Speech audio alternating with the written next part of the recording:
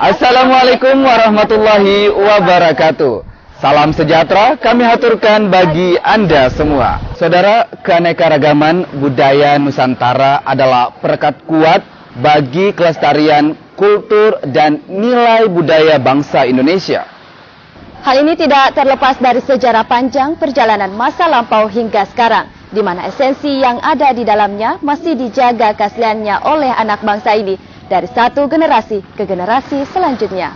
Salah satu di antaranya adalah keberadaan Lopi Sandek atau lebih dikenal dengan perahu sandek dari Tanah Mandar yang dijadikan sebagai alat transportasi sekaligus juga dijadikan sebagai sarana bagi para nelayan setempat untuk menangkap ikan.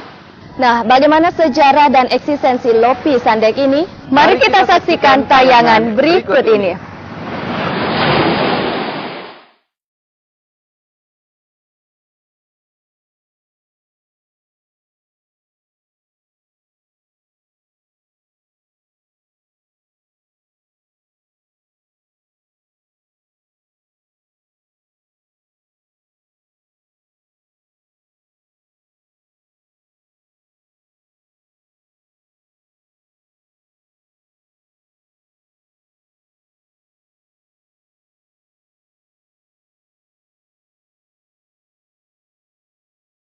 Perahu Sandek itu adalah salah satu perahu bercadik di Mandar dan merupakan warisan dari perahu bercadik Austronesia.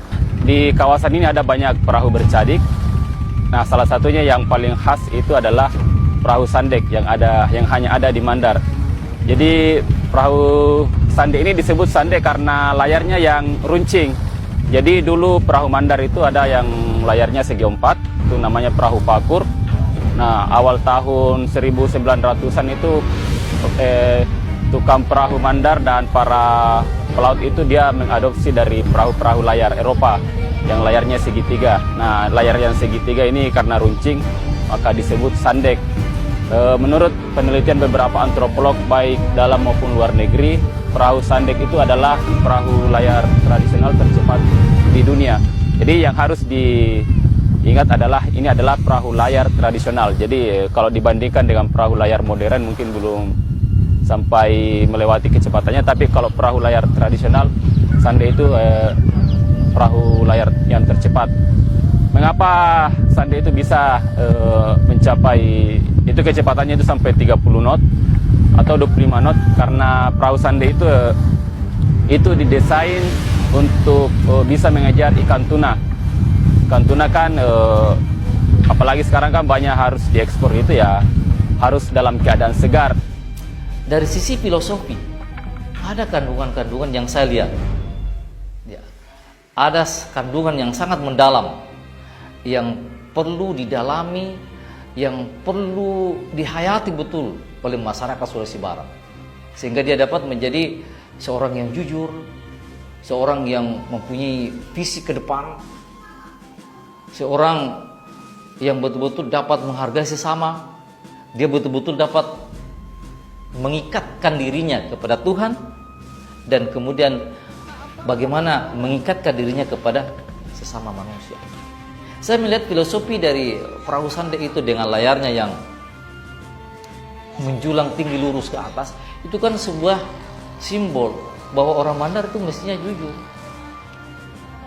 Dia harus terikat dengan keberadaan dia sebagai hamba dan ada Tuhan sebagai penciptanya. Ada bom layar yang mengikat antara layar itu sendiri. Ya. Itu kan merupakan sebuah hubungan horizontal kita dengan sesama manusia. Sehingga dalam kegiatan apapun dalam kehidupan ini, semangat perahu Sandek itu berada dalam diri orang-orang Mandar atau orang-orang Sulawesi Barat itu sendiri.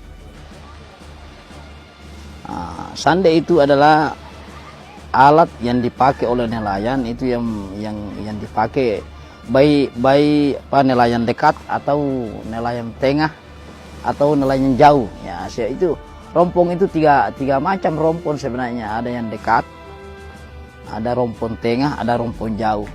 Nah, di situ harus pakai sandek yang agak besar dan panjang.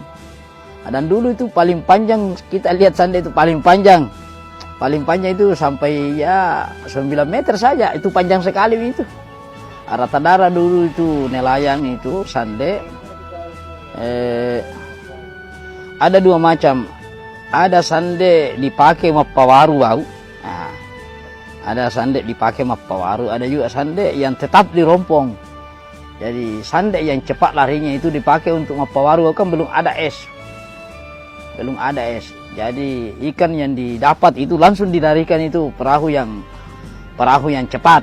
Ya, dan orang biasa mengiring ke sana, kirim mati mbak, saya kirim ke sana. Dan ditandai di apakah sayapnya atau ekornya yang dipotong atau hidungnya yang diiris sedikit. Ini warnanya anu, ini ikannya si anu. Saudara, dalam tahapan pembuatan lopi sandek, tentunya tidak terlepas dari peranan seorang sando atau lebih dikenal dengan nama dukun. Ya, sando atau dukun tersebut akan menentukan pohon yang akan ditebang dan memilih jenis kayu yang akan digunakan dalam pembuatan lopi sandek. Salah satu kelebihan dari perahu sandek adalah itu dia dibuat dari 2 tukang perahu. Jadi 1 tukang tebang yang juga sekaligus ahli sebagai penggali kayu, dan setelah itu dibuat oleh tukang pembangun perahu. Jadi dulu itu ketika seorang pembuat tukang itu kan di bawah itu ada balakang. Itu ya bagian bawah ini balakang, namanya itu adalah kayu utuh yang digali. Jadi tidak seperti kapal motor yang semua bagiannya lambungnya itu adalah susunan papan. Beda dengan sandek, di bagian bawah itu dia adalah kayu utuh.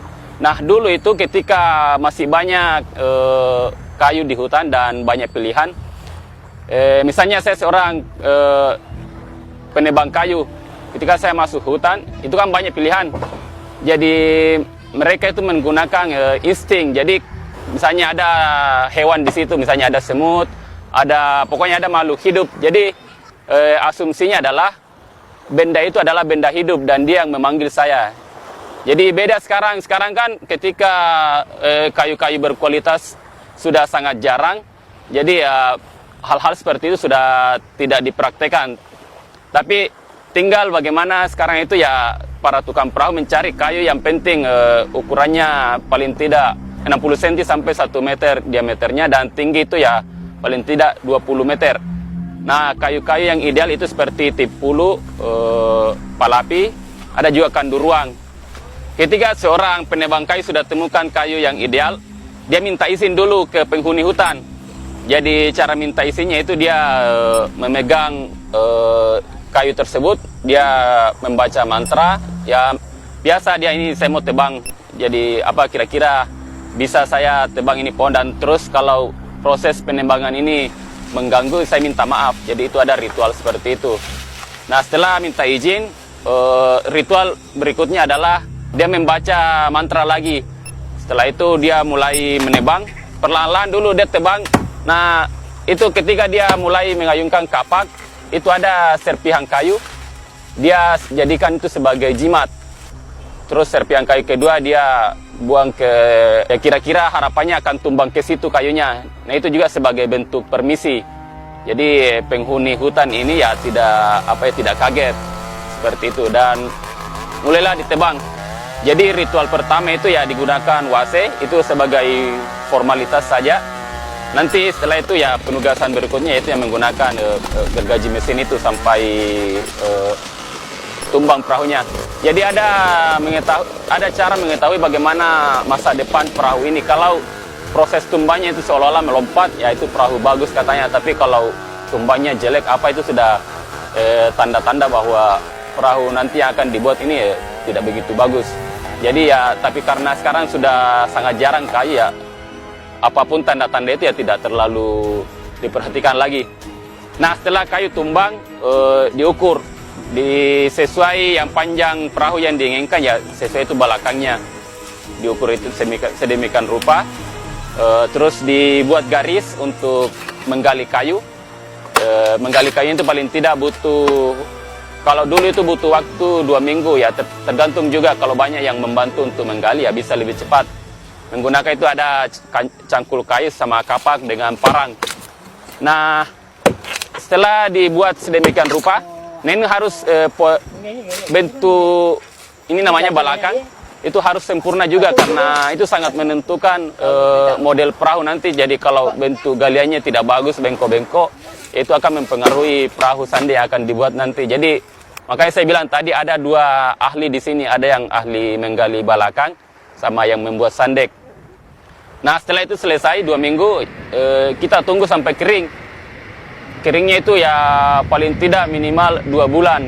Mengapa harus kering? Karena kalau perahu sandek dikerja dalam keadaan basah, ketika sandeknya selesai, itu akan pecah-pecah. Jadi ya memang harus betul-betul kering itu balakangnya sama kayu-kayu yang lain. Dulu kan banyak pelaut Mandar yang menangkap ikan di daerah utara ini, daerah Mamuju. Nah, kalau mereka pulang ke kampung halamannya, mereka membawa balakang itu.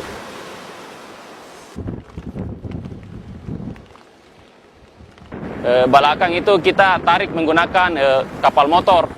Jadi bayangkan saja mulai dari Bamban Loka sampai di Teluk Mandar ini ya, kalau terus-terus itu ya bisa 24 jam. Tapi kalau kita singgah bermalam, dulu itu kami singgah bermalam di daerah Sumare, jadi itu butuh waktu 2 hari. Nah, tiba di sini di tempat yang mana kita inginkan untuk membuat perahu, bisa di kolom rumah, bisa di pinggir pantai. Ya, di situ tugas tukang perahu yang kedua, yaitu ya yang betul-betul ahli membuat sandek. Nah, proses pembuatan sandek sendiri itu kalau bahannya lengkap, itu paling tidak waktu 1 bulan, 2 bulan bisa selesai.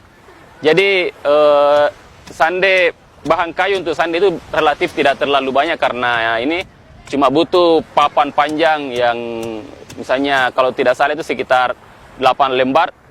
Tapi meskipun demikian harga sandek itu sangat mahal sekarang karena yang bahan-bahan seperti ini misalnya palato terus baratangnya ini butuh kualitas bagus dan sangat jarang diperoleh. Palato itu yang berukuran diameternya besar. Kalau bukan di Mamasa ya ambilnya di Toraja atau Enrekang.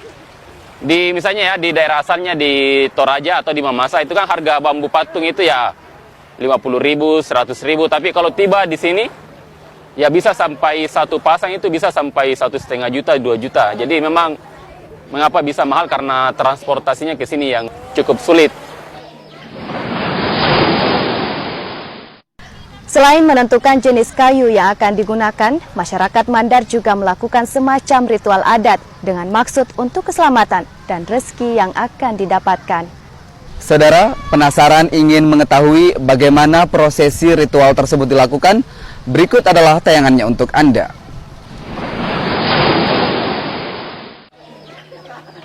Kalau kita membuat sandek, baik pun mulai dari pergi mencari nafkah atau pergi lomba, karena kita itu sebagai tukang membuat perahu yang permulaan sekali, kan kita harus juga ada baca-bacanya Pak. Iya, kayak beras kentang lah, sama telur, apa pertama kalinya Pak itu. Dari kita itu membuat sandek dari pertama, harus kita itu tapakur, menghadap kepada Allah Subhanahu wa Ta'ala, minta kepada Tuhan untuk mencapai tujuan yang diinginkan. Maksudnya Pak, pertamanya harus kita selamat, yang membikin dan juga yang dibikinkan harus selamat semua. Dan juga kalau menurut kata-kata orang dulu nenek-nenek kita, itu perahu kalau sebelum dikerja baru mau dikerja Pak, itu harus kalau perahu dipakai lomba harus juara di dalam hati, tidak bisa tidak. Iya toh. Nah, kemudian kalau perahu yang mau dipakai pergi mancing diumpamakan, harus itu pembuatan perahu harus penuh ikan semua baru dikerja. Jadi begitu dulu ya, begitu dulu. Kemudian sandek ini agak sulit juga, sulit. Itu mulai dari membuat itu sandeknya, mulai mapai itu apa semua sudah ada ritual agamanya itu. Tapi paling banyak kita lihat itu adalah membaca Barasanji. Saya itu memulai itu baca Barasanji.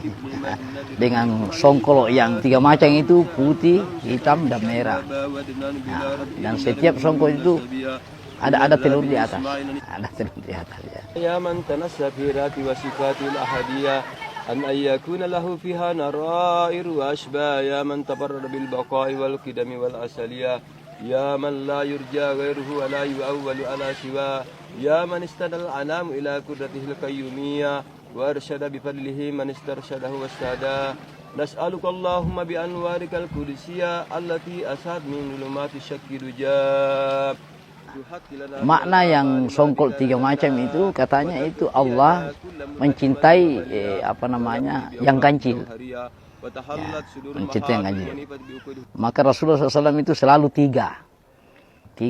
Angka 3 itu yang dipakai. Ya, angka 3. Berwudu itu disunatkan 3 kali. Selalu 3. Pakai salawat biasanya itu baca 3 kali. Pakai bismillah 3 kali. Ya. Makanya itu selalu. Ada juga nelayan yang pakai sebelum turun di laut itu, dia baca inna anzalnahu itu 3 kali. Nah, dan tidak mau menabrakkan kakinya ke gelombang yang datang itu. Dia harus langkahi. Salah seorang nelayan tua saya tanya, apa dibaca punggawa melo tomi ake? Apa yang dibaca kalau kita mau berangkat? Dia jawab, kalau kita tunggu azan itu di azan subuh yang ditunggu. Kalau tukang azan itu sudah mengatakan hayya alal falah, dia sudah berangkat begitu. Apalah nih tahu nasan. Jadi dia tidak pernah berangkat itu nelayan sampai sekarang itu tidak tahu nelayan Buddha. Nah, dia tidak berangkat itu sebelum diucapkan itu tukang azan di masjid hayya alal falah. Ya, mari kita mencari kemenangan.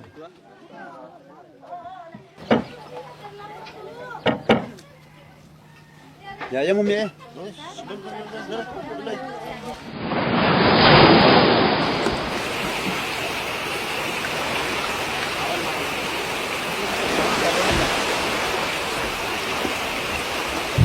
Nah, ketika ada lomba perahu sandek atau sanderes